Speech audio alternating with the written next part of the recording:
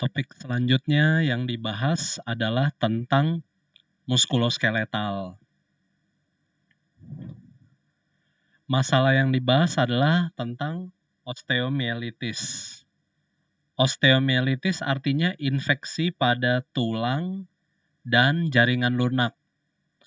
Osteomielitis biasanya lokasinya paling sering di daerah tulang panjang. Contohnya femur, tibia. Osteomielitis dibedakan menjadi 3. Osteomielitis akut, subakut, dan osteomielitis kronik.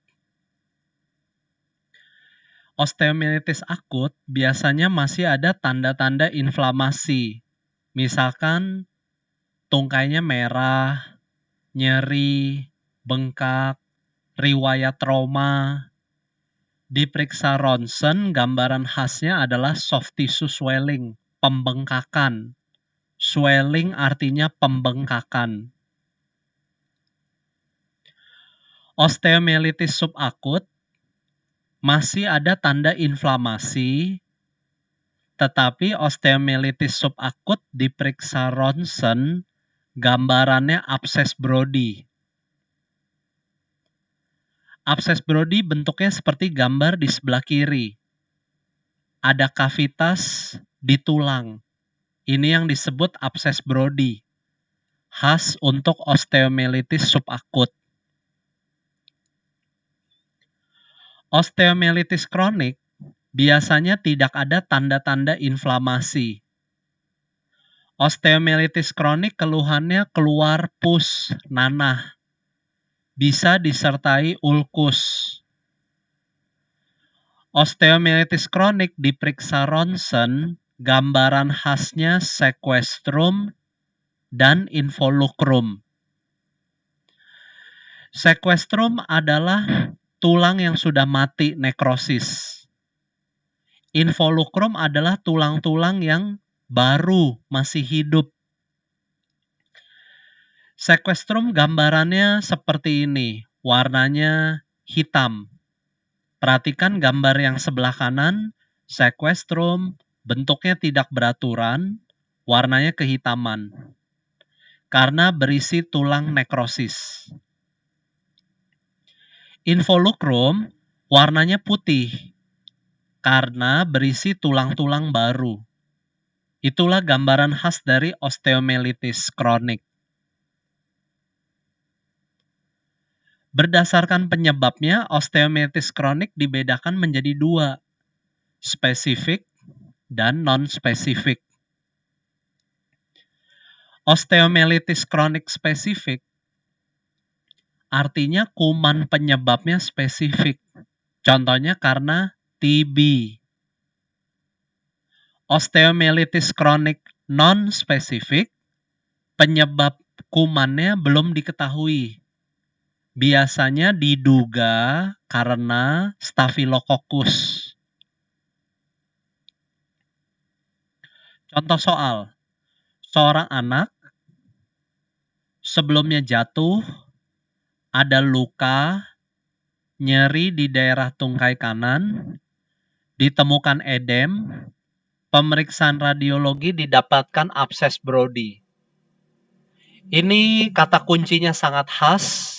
Abses Brody mengarahkan ke osteomielitis subakut. Berarti jawabannya bravo.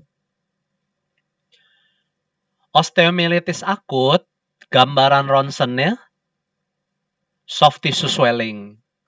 Osteomielitis kronik, gambaran ronsennya sequestrum dan involucrum.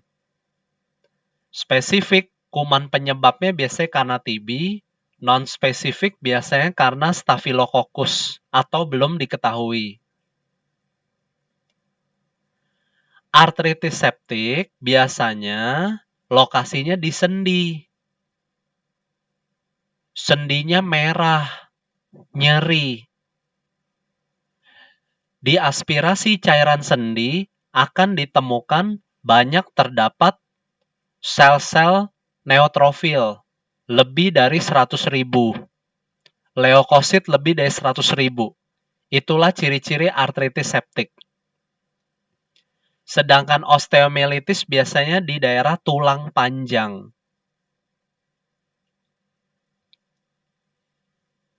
Kasus selanjutnya yang dibahas adalah tentang OA. Osteoartritis mekanismenya karena kerusakan tulang rawan sendi, kerusakan kartilago.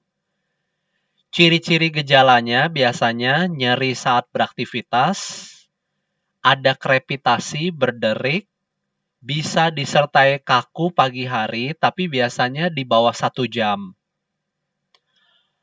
OA lokasinya paling sering di daerah lutut, sendi-sendi penyangga beban.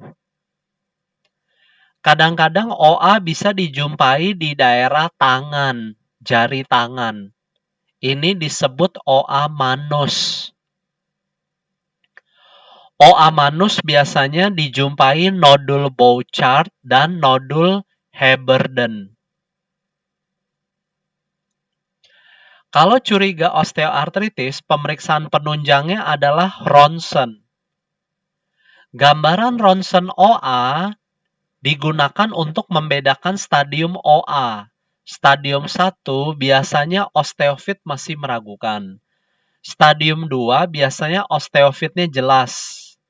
Osteofit bentuknya seperti tonjolan tulang, seperti ini, lokasinya di ujung. Osteofit, nama lainnya adalah spur. Stadium 3 biasanya celah sendi menyempit. Seperti gambar di sebelah kanan, celah sendi mulai menyempit. Terakhir, stadium 4, celah sendinya hilang. Penderita OA, biasanya terapi utamanya adalah NSAID. Selain itu, pasien perlu dilakukan terapi fisik. Biasanya terapi fisik yang dipilih adalah terapi yang melatih kelenturan sendi. Contoh olahraga yang melatih kelenturan sendi, misalkan berenang. Itu sebabnya penderita OA disarankan untuk berenang. Jika tidak bisa berenang, alternatif lain olahraga yang disarankan adalah senam kelenturan sendi, misalkan senam yoga. Alternatif lain yang boleh disarankan adalah sepeda statis. Kalau dengan terapi NSAID, terapi fisik tidak ada perbaikan, saatnya diberikan injeksi steroid ke sendi. Jadi injeksi steroid adalah pilihan kedua. Jika sendinya sudah ada deformitas berat, maka disarankan untuk penggantian sendi, operasi. Contoh soal. Seorang pasien mengeluh nyeri makin lama makin berat, terutama saat beraktivitas. Kaku di lutut sekitar 20 menit setiap pagi hari. Gambaran radiologis ditemukan ada osteofit, ada penyempitan celah sendi. Karena di soal ini sudah ada penyempitan celah sendi, maka termasuk dalam derajat 3. Jadi jawabannya C, Charlie. Disebut derajat 4 kalau celah sendi sudah hilang. Artinya tulang saling menempel sehingga celah sendi hilang. Itu derajat 4. Kasus selanjutnya yang dibahas adalah tentang RA, rheumatoid arthritis. Rheumatoid arthritis mekanismenya karena autoimun. Autoimun ini memicu terbentuknya jaringan panus. Jaringan panus sifatnya merusak sendi, seperti pada gambar. Lama-lama sendi yang rusak akan mengalami erosi, terbentuk deformitas. Contoh deformitasnya yang terkenal adalah deformitas swan neck, seperti leher angsa. Rheumatoid arthritis biasanya gejala khasnya adalah radang di banyak sendi, poliartritis simetris. Biasanya radang di sendi jari tangan, kiri kanan, di sendi jari kaki, kiri kanan. Ada kekakuan sendi di pagi hari, biasanya lama, lebih dari 1 jam. Pemeriksaan penunjang untuk rheumatoid arthritis yang paling spesifik adalah anti-CCP. Kalau tidak ada anti-CCP, pilihan lainnya adalah rheumatoid factor RF. Pilihan pertama anti-CCP, pilihan kedua RF. Rheumatoid arthritis biasanya harus konsul dokter spesialis penyakit dalam, nanti akan diberikan terapi utamanya DMARD. Contoh obat DMARD adalah methotrexate. Itu terapi utamanya. Contoh nomor 19, pasien mengeluh sendi jari tangan tampak kaku dan nyeri terutama pagi hari, ada deformitas Swanneck, ada anti-CCP positif. Dari skenario ini mengarahkan ke rheumatoid arthritis. Mekanismenya karena autoimun. Berarti jawaban yang tepat adalah delta.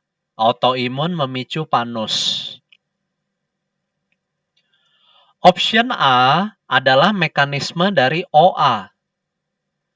Option Bravo, penumpukan asam urat, adalah mekanisme dari gout. Masalah selanjutnya yang dibahas adalah gout. Gout penyebabnya karena penumpukan kristal asam urat. Gout biasanya gejalanya monoartritis, radang di satu sendi. Contohnya paling sering di ibu jari kaki, MTP1. Pembengkakan MTP1 disebut sebagai podagra. Selain di MTP1, lokasi lain yang sering biasanya di lutut. Kalau curiga artritis gout, pemeriksaan penunjangnya biasanya asam urat akan meningkat. Lalu di analisis cairan sendi akan ditemukan kristal asam urat.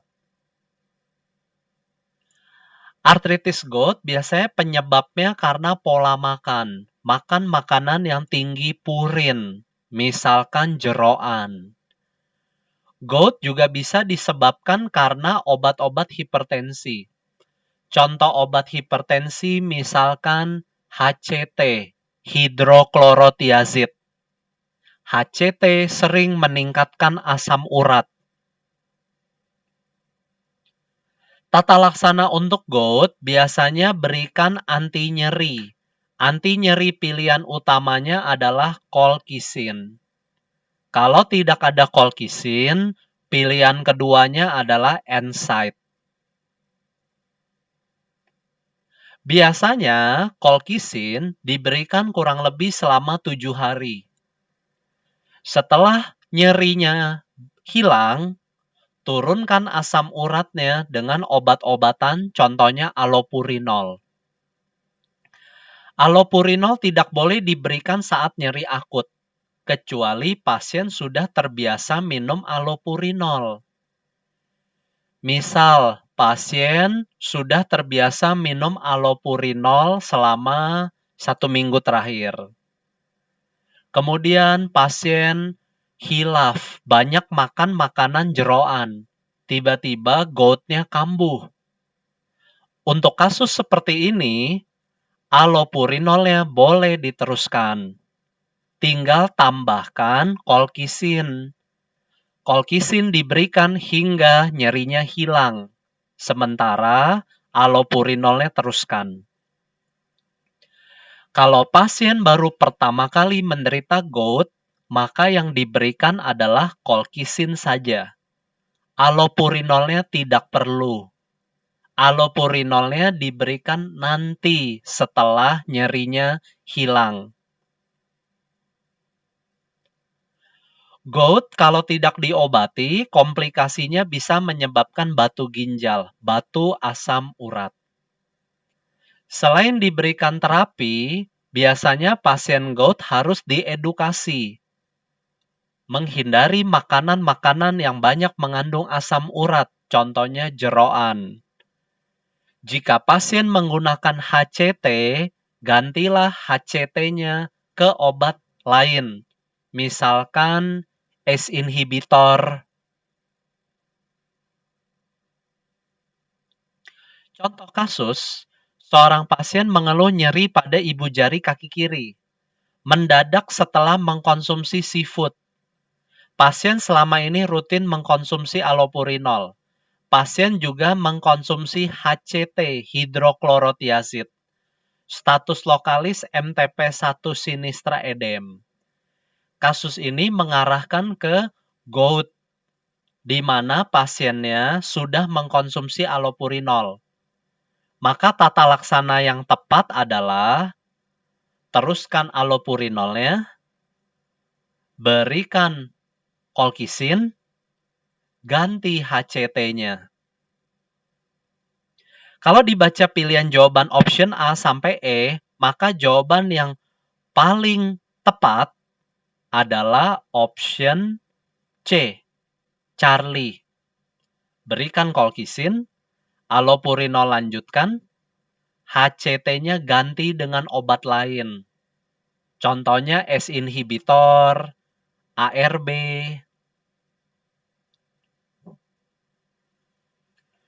Kasus selanjutnya adalah tentang trauma pada jaringan lunak.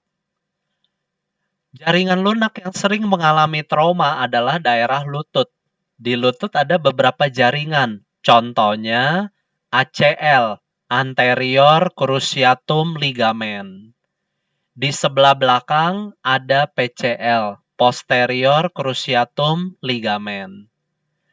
Yang berbentuk seperti huruf C adalah meniskus. Meniskus ada dua macam, meniskus lateral dan meniskus medial. Ruptur meniskus biasanya sering dialami oleh pemain sepak bola cedera lutut. Ruptur meniskus pemeriksaannya dengan tes McMurray. Tes McMurray, cara melakukannya yang pertama adalah eksorotasi. Perhatikan gambar sebelah kiri. Saat eksorotasi, kaki mengarah keluar, ternyata timbul nyeri, berarti ruptur meniskus medial. Kalau kakinya digerakkan ke arah dalam, endorotasi, ternyata timbul nyeri, berarti rupturnya di meniskus lateral.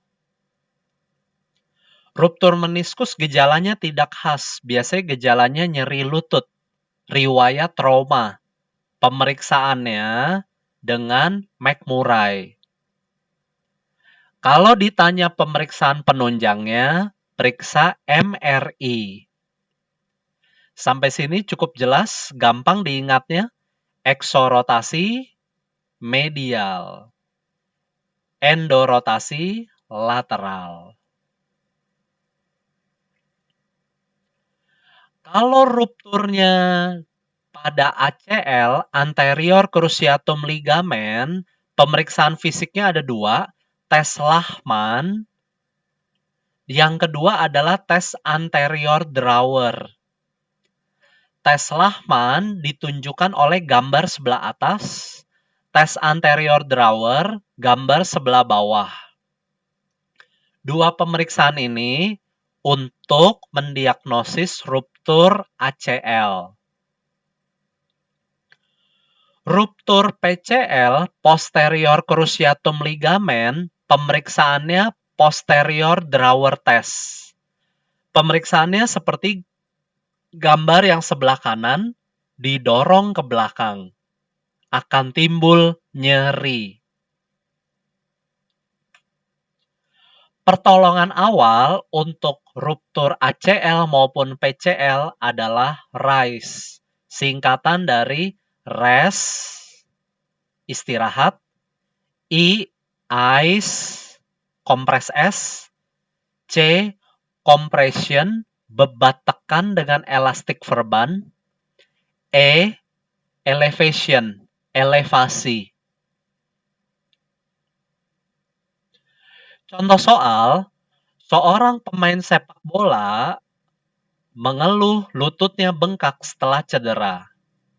Pada pemeriksaan fisik ditemukan McMurray positif saat eksorotasi.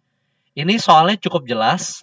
McMurray positif nyeri saat eksorotasi berarti ruptur di meniskus medial. Berarti jawabannya adalah bravo. Ruptur meniskus lateral, McMurray-nya positif saat endorotasi. Ruptur ACL option delta, pemeriksaannya tes Lachman. Option E, pemeriksaannya posterior drawer test. Kasus selanjutnya yang dibahas adalah fraktur klavikula. Fraktur klavikula dibedakan menjadi 3 lokasi.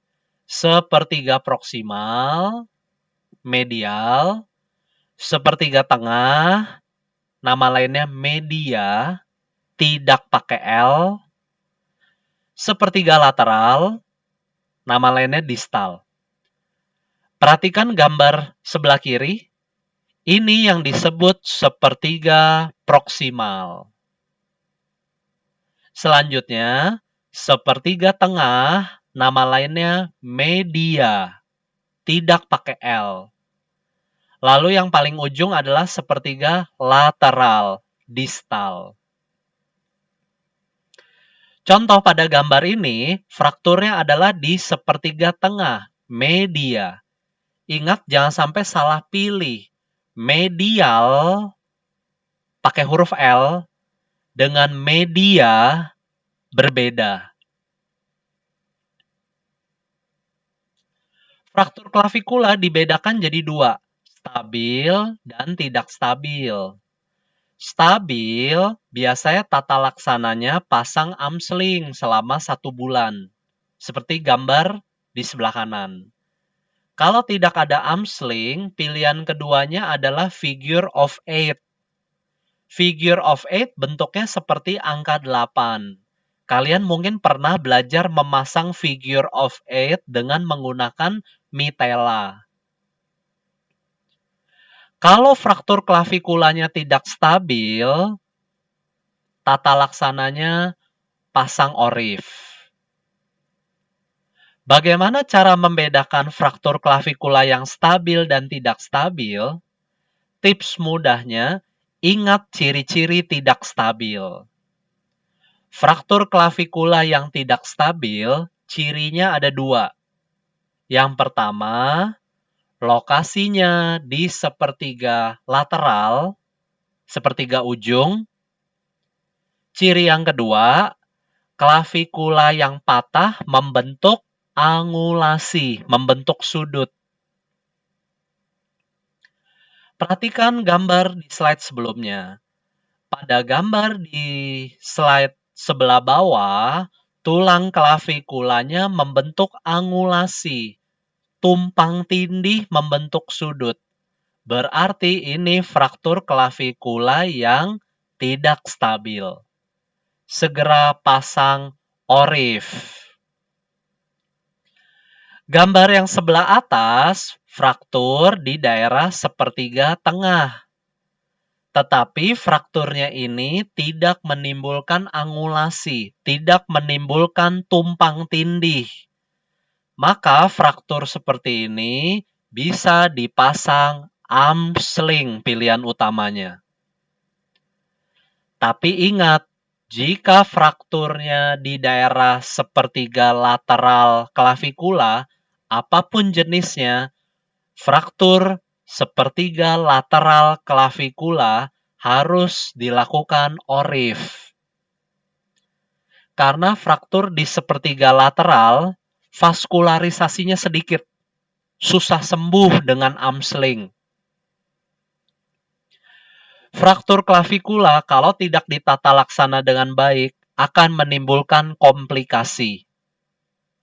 Komplikasinya paling sering akan menimbulkan cedera plexus brachialis. Cedera plexus brachialis akan dibahas di neurologi.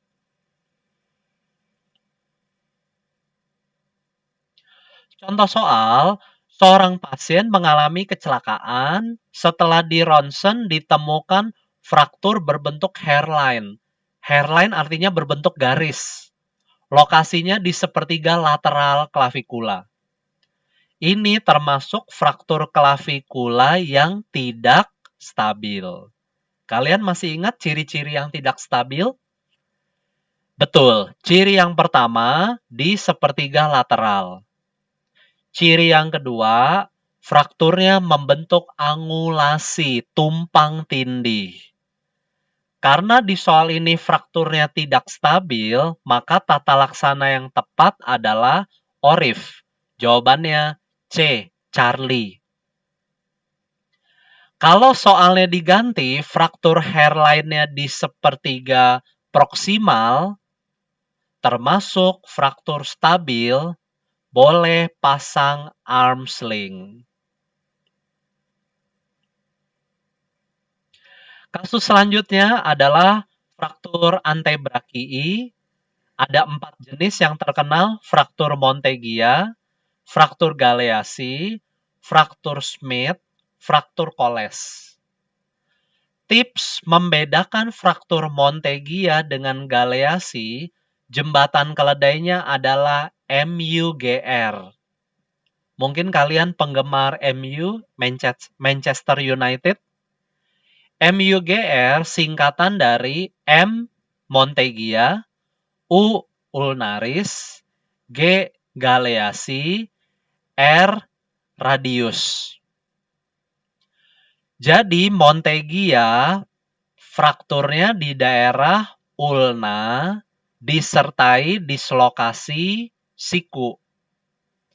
Sebaliknya Galeazzi patahnya di radius disertai dislokasi pergelangan tangan. MUGR plus dislokasi. Biasanya dislokasinya di dekat tulang yang patah. Apakah kalian sudah melihat polanya? Montegia patahnya di ulna, dislokasinya di siku, Galeazzi patahnya di radius, dislokasinya di pergelangan tangan. Selanjutnya fraktur Smith dan fraktur Koles. Fraktur Smith penyebabnya karena jatuh bertumpu pada punggung tangan, seperti gambar berikut. Patahnya di tulang radius. Koles penyebabnya karena jatuh bertumpu pada telapak tangan. Patahnya di tulang radius. Fraktur Koles akan menyebabkan deformitas berbentuk seperti garpu, fork. Tulang radius yang patah akan bergeser ke sisi atas. Sisi atas disebut sebagai dorsal atau nama lainnya posterior. Jadi jembatan keledainya Koles pakai huruf O. Gambaran khasnya fork pakai huruf O. Tulangnya bergeser ke dorsal pakai huruf O. Posterior pakai huruf O. Jadi jembatan keledai untuk Koles adalah O, O, O, O. Sebaliknya, Smith bentuk frakturnya seperti sekop. Bahasa Inggrisnya spade. Kenapa begitu? Karena fraktur Smith, tulang radiusnya bergeser ke sebelah bawah. Atau istilahnya ventral. Atau nama lainnya anterior. Kalau kalian bingung membedakan Koles dan Smith, ingat saja Koles. O, O, O, O. Smith kebalikannya.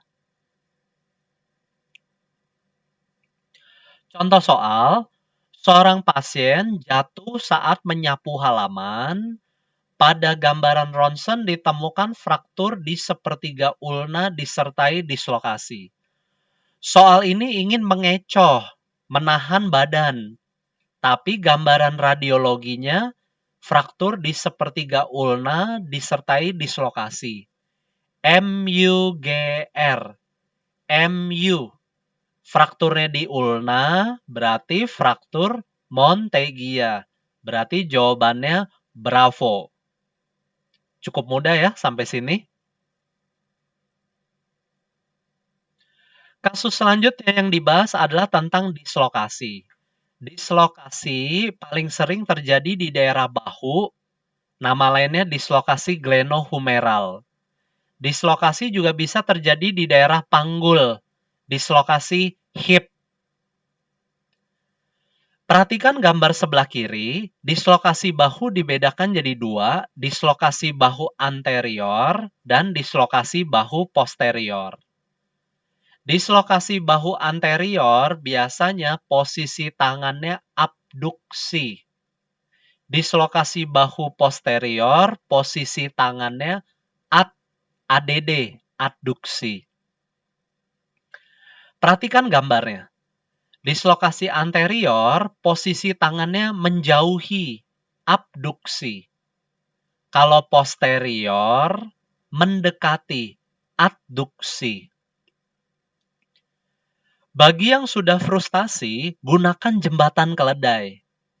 Abduksi, AB, plesetannya abang. Abang di depan, anterior. Aduksi, ADD, pakai huruf AD. AD di belakang, posterior. Apakah kalian mengerti jembatan keledainya? Abang, AB di depan. AD di belakang. Jadi besok kalau ada soal pasien posisi tangannya ADD, adduksi, setelah jatuh di bahu, maka dislokasi bahunya posterior. AD di belakang, abang di depan. Kalau kalian sering main abang ade, pasti ini gampang diingat. Dislokasi panggul juga prinsipnya sama. Dislokasi panggul dibedakan menjadi dislokasi panggul posterior dan dislokasi panggul anterior. Dislokasi panggul posterior, posisi kakinya ADD, adduksi, mendekati. Sedangkan dislokasi panggul anterior, posisi kakinya abduksi, AB, menjauhi. Jadi jembatan keledainya sama, abang di depan, ade di belakang. Dislokasi bahu, dislokasi panggul, jembatan keledainya sama. Pemeriksaan penunjangnya sama, ronsen, posisi AP, anterior posterior. Ini pernah keluar di kompre, pemeriksaan penunjangnya ronsen AP. Dislokasi bahu, ronsen bahu. Dislokasi panggul, ronsen panggul. Posisinya AP. Contoh soal, seorang pasien mengeluh nyeri pinggul, terlibat kecelakaan mobil, kaki kiri sulit digerakkan, kaki kiri dalam posisi ADD, adduksi. Ini diagnosisnya mengarahkan ke dislokasi panggul. Karena kaki kirinya AD, adduksi, maka dislokasi panggul posterior, AD di belakang. Pemeriksaan penunjang yang disarankan tadi sudah dibahas, ronsen AP. Berarti jawabannya D, delta. Kasus selanjutnya, ini kompetensi rendah tentang jenis-jenis tumor. Tumor tulang yang terkenal ada 3. Osteogenic sarkom atau nama lainnya osteosarkoma. Yang kedua, Ewing sarkoma. Yang ketiga, kondrosarkoma. Osteosarkom, kalau diperiksa ronsen, gambaran khasnya sunburst, seperti pancaran sinar matahari. Gambaran khas lainnya adalah Codman triangle, seperti segitiga. Ewing, gambaran ronsennya yang khas adalah onion skin. Jadi gambarannya ada lapisan-lapisan tulang seperti bawang, onion. Perhatikan gambarnya ada lapisan-lapisan. Kondrosarkoma, biasanya gambaran ronsennya ada kalsifikasi, bentuknya tidak beraturan seperti popcorn. Perhatikan gambarnya. Inilah jenis-jenis tumor tulang ganas yang sering ditanyakan. Osteosarkom, Ewing, dan kondrosarkoma. Biasanya yang sering pada anak-anak adalah osteosarkom dan Ewing. Kondrosarkoma lebih sering pada orang tua. Contoh soal, seorang anak kecil, tungkai bawahnya tampak membesar dekat lutut. Di ronsen gambarannya sunburst. Ini cukup jelas. Sunburst, Codman triangle, khas pada osteosarkom. Maka jawabannya adalah C, osteogenic sarkoma. Ewing, lokasinya di dekat lutut. Tetapi Ewing gambaran ronsennya onion skin. Kondrosarkoma pada orang tua, lokasinya di paha. Gambarannya kalsifikasi popcorn. Kasus selanjutnya yang dibahas adalah kelainan kongenital pada anak-anak. Yang pertama adalah DDH, Developmental Dysplasia of Hip, atau bahasa Indonesianya displasia panggul. Displasia panggul biasanya sering dialami oleh bayi prematur. Perhatikan gambar yang sebelah kiri. Pada bayi prematur, jaringan penyokong di femur tidak terbentuk, sehingga tulang femur bisa bergeser. Gambar sebelah kiri adalah gambar yang normal. Sebelah kiri normal, sebelah kanan displasia. Displasia akan menyebabkan femur bergeser. Itu sebabnya kakinya lebih pendek. Pemeriksaan fisik untuk displasia panggul adalah tes Barlow dan ortolani. Tes Barlow, posisi kakinya aduksi, ADD. Ortolani, posisi kakinya seperti huruf O, abduksi, menjauhi. Saat diperiksa Barlow dan ortolani, akan terdengar bunyi klik. Itu ciri khas dari displasia panggul. Sering terjadi pada prematur. Kasus yang kedua adalah Duchenne. Duchenne penyebabnya karena kelainan kromosom X menyebabkan gangguan protein otot. Biasanya penderita Duchenne akan mengalami kelemahan di daerah kaki. Pemeriksaan fisiknya yang khas adalah Gower sign positif. Gower sign positif artinya anak dari posisi duduk harus bertumpu pada lutut baru bisa berdiri tegak. Jadi berdirinya susah payah. Ini namanya tanda Gower. Tanda Gower hanya dijumpai pada Duchenne. Osteogenesis imperfecta ini kelainan di kromosom tubuh, menyebabkan gangguan kolagen tipe 1. Gangguan kolagen tipe 1 akan menyebabkan sklera menjadi biru, blue sklera. Selain itu akan menyebabkan tulang mudah patah. Jadi kalau ada seorang anak skleranya biru, tulangnya gampang patah, harus dicurigai osteogenesis imperfecta. Biasanya kelainan kongenital yang sering keluar adalah 3 jenis ini. Osteogenesis, Duchenne, dan displasia panggul. Contoh soal, seorang anak kaki kanan tampak lebih pendek. Pada pemeriksaan Barlow dan Ortolani positif. Oh, pasien tidak ada riwayat jatuh. Berarti ini kelainan kongenital. Biasanya pada prematur. Ini mengarahkan ke displasia panggul. Berarti jawabannya C, Charlie.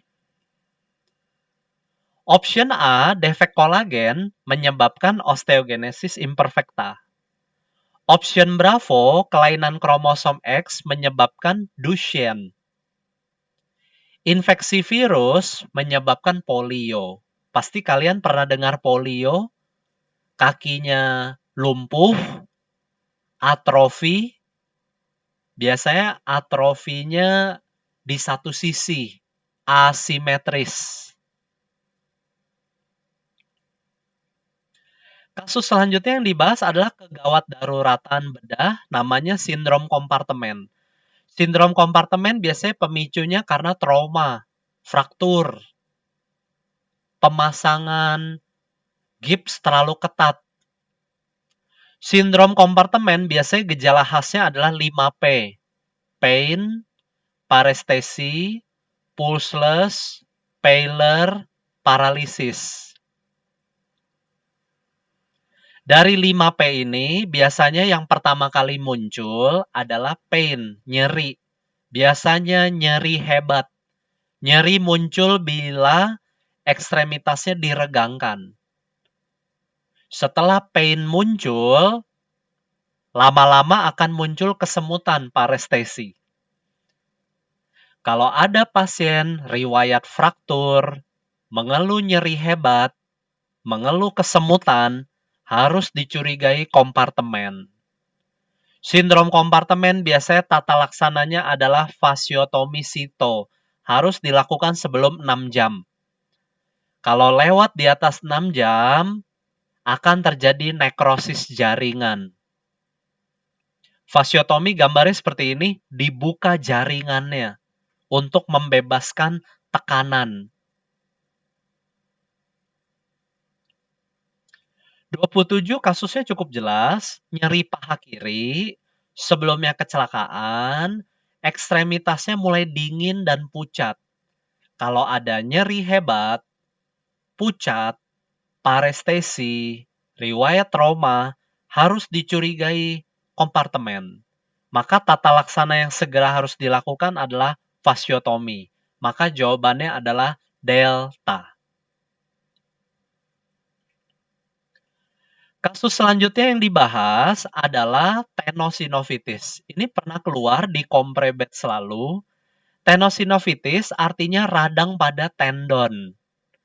Tenosinovitis ada 2, tenosinovitis suppuratif dan tenosinovitis dequervain. Tenosinovitis suppuratif biasanya paling sering terjadi di tendon jari telunjuk. Bisa juga di tendon jari tengah.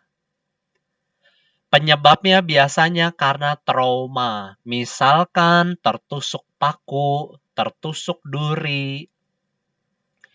Ciri khas tenosinovitis suppuratif biasanya tendon jarinya bengkak, istilahnya edem fusiform. Biasanya posisi tendon yang bengkak dalam posisi fleksi, susah digerakkan. Jadi kalau telunjuk kalian tertusuk paku lalu bengkak, edem, posisinya fleksi, susah digerakkan, curiga tenosinovitis suppuratif. Tata laksananya segera insisi. Bedakan dengan tenosinovitis dequervain. Biasanya lokasinya di tendon ibu jari. Kalau kalian sering bermain HP, lama-lama tendon ibu jari kalian akan sakit, bengkak. itu yang namanya tenosynovitis de Quervain. Tenosynovitis de Quervain biasanya pemeriksaannya adalah Finkelstein. Cara melakukannya yang sebelah kiri. Jepit ibu jarinya, 4 jari yang lain digerakkan. Finkelstein positif biasanya akan timbul nyeri di tendon ibu jari. Tenosynovitis de Quervain tata laksananya adalah pasang bebat tekan, wrist splint. Wrist splint tujuannya untuk mengistirahatkan ibu jari. Jadi kalian tidak boleh terlalu sering main HP. Sayangi tendon ibu jari. Contoh kasus, seorang pasien nyeri pada telunjuk, merah dan panas, demam, mengaku tertusuk duri, jari telunjuknya edem fusiform, posisinya fleksi, dan nyeri saat ekstensi. Dari skenario ini cukup jelas mengarahkan ke tenosynovitis supuratif karena di telunjuk. Tenosynovitis supuratif tata laksana utamanya adalah segera insisi. Berarti jawaban yang tepat adalah C, Charlie.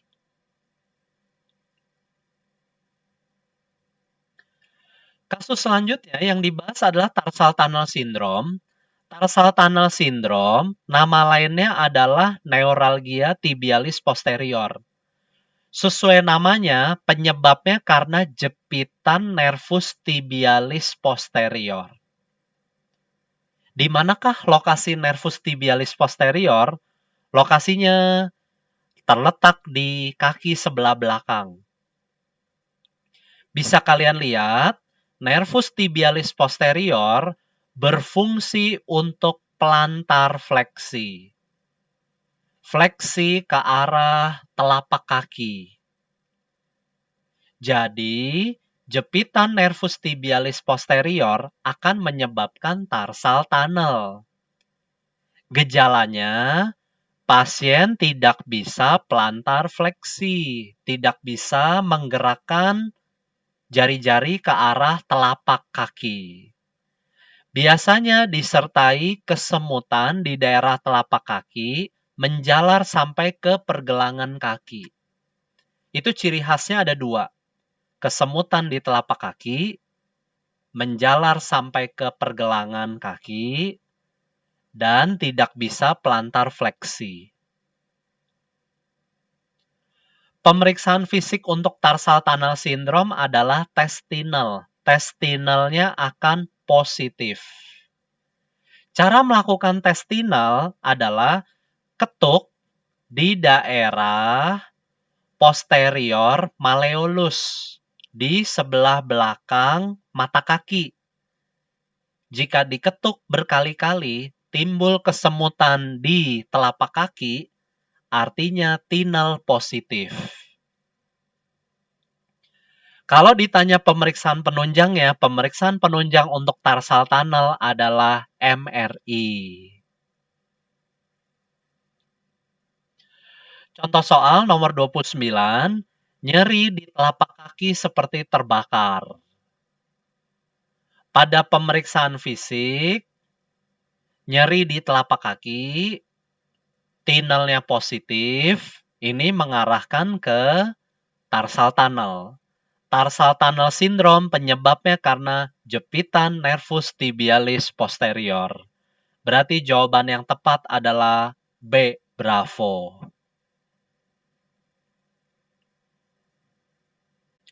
Kasus lain, ini juga cukup sering di ujian, ruptur tendon Achilles. Tendon Achilles letaknya di sebelah posterior, di sebelah belakang. Biasanya ruptur tendon Achilles terjadi pada pasien yang sering lompat-lompat, pemain basket. Ciri-cirinya biasanya terdengar bunyi plop. Biasanya pasien tidak bisa plantar fleksi. Pemeriksaannya yang utama adalah tes Thomson atau nama lainnya tes Simon. Tes Simon akan positif. Cara melakukan tes Thomson adalah pasien disuruh tengkurap, Lalu cubit betisnya tiba-tiba. Normalnya terjadi gerakan plantar fleksi. Tetapi pada pasien ruptur tendon Achilles, tidak ada plantar fleksi. Ini yang disebut tes Thompson positif. Jadi, kalau betis dicubit tiba-tiba saat tengkurap, tidak ada plantar fleksi, ini disebut tes Thompson positif.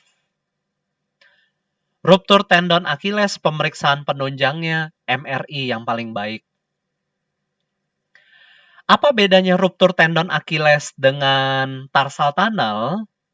Dua-duanya sama-sama tidak bisa plantar fleksi. Perbedaannya, tarsal tunnel ada kesemutan di telapak kaki. Ruptur tendon Achilles tidak ada kesemutan. Perbedaan lain dari pemeriksaan fisik. Tarsal tunnel pemeriksaan fisiknya testinal. Ruptur tendon Achilles pemeriksaan fisiknya tes Thompson. Jadi kalian bisa membedakan keduanya. Nomor 30, nyeri di pergelangan kaki setelah lompat jauh, tes Thompson positif, tidak bisa plantar fleksi. Ini khas untuk ruptur tendon Achilles. Pemeriksaan penunjangnya yang tepat adalah MRI. MRI paling bagus untuk melihat jaringan lunak. Ingat-ingat itu. Jadi jawabannya delta.